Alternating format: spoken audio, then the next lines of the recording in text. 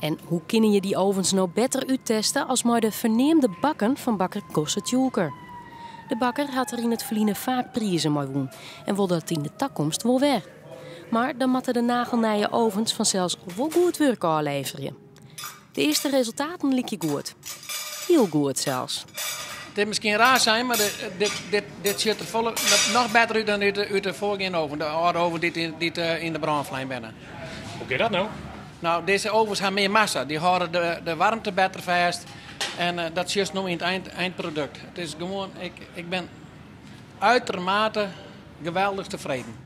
Na brand in de nacht van 11 op 12 juli wie alles voort. In 3 maanden tijd is het werken om de boel weer op waarde te krijgen. Alles is nij. Het is nije apparatuur, nije ovens, nije rieskasten, nije vriezers. Ja, het is altijd een hele grote vraag. Je gaat alle vertrouwen er wel in. Maar het moet altijd naar blikken van is het die naar de zin. De komende dagen zullen ook de orenproducten voor het eerste nije oven zien. En nije weekend die kan dan lang omlet de winkel weer riepen.